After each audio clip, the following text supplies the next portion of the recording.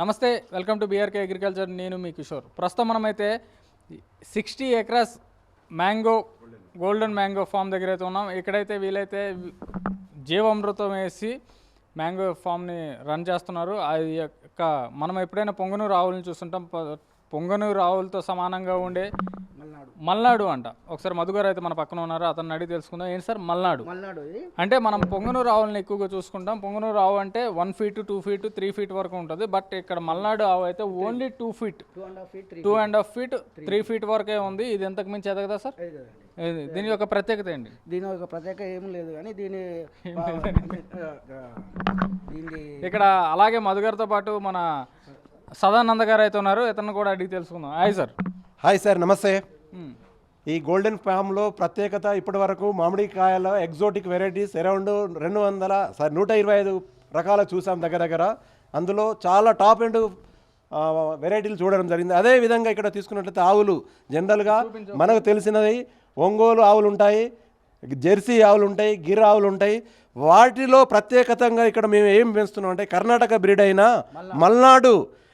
ఈ యొక్క 2.5 నుండి 3 ఫీట్ల హైట్ ఉంటాయి. చిన్నగా ఒక పెంపుడు కుక్కలు ఎలా అవుతాయో అలాంటి ఆవులు ఇవి. వీటి యొక్క ప్రత్యేకత ఏంటంటే వీటి నుండి వచ్చిన పాల నుండి వచ్చిన వెన్న, నెయ్యి అనేది చాలా ప్రత్యేకతమైనది, ఎక్కడ దొరకదు అరౌండ్ నుండి. వాటి కాస్ట్ తీసుకున్నట్లయితే నియర్ బై 3,000 నుండి 5-6 వేల దాకా 8,000 దాకా కూడా అమ్ముతారు ఒక కేజీ నెయ్యి. ఇది వీటి యొక్క ప్రత్యేకత, ఎక్కడ కూడా దొరకదు. ఒకవేళ దొరికిందంటే వాళ్ళ అదృష్టవంతులు అని చెప్పుకోవచ్చు. మీరు చూడొచ్చు, ఇది మల్నాడు మేలా సార్? ఇది చూడొచ్చు, ఇది మల్నాడు మేలు. చూసారా, చాలా చిన్న బాబోయ్. చాలా స్టామినా లెవెల్ కూడా ఎక్కువ ఉంది వీటికి. ఓకే,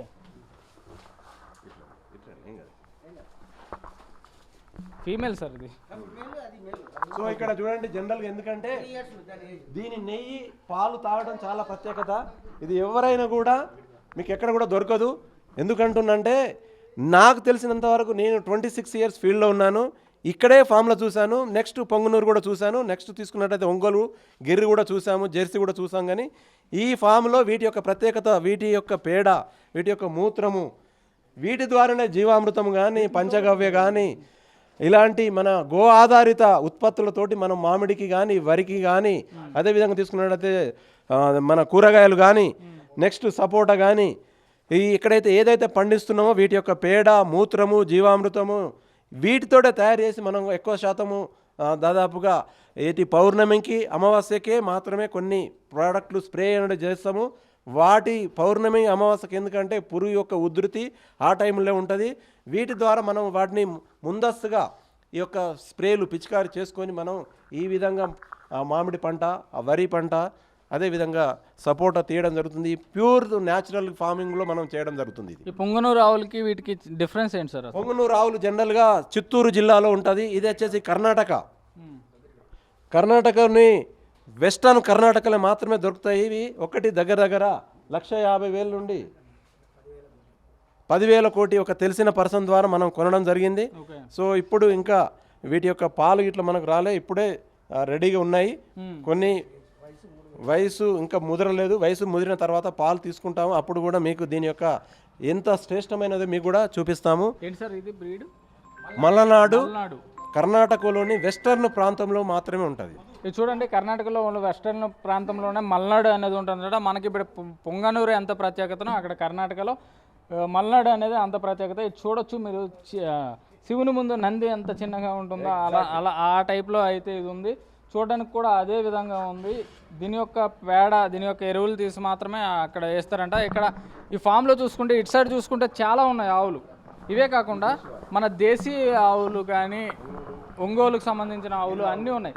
సార్ అది ఒకసారి ఎక్స్ప్లెయిన్ చేయండి. ఎర్రది ఉన్నది కదా, ఎర్రది గిర్రు వచ్చేసి ఇది మన జాతి ఆవులు అంటాము. నాటు ఎర్రది మధ్యలో ఉన్నది, మధ్యలో మాత్రం గిర్రా అంటాము. గిర్రా అంటే మన గుజరాత్ వెరైటీ అది కూడా వాటి పాలు, వాటి యొక్క నెయ్యి, పెరుగు కూడా చాలా ప్రత్యేకత.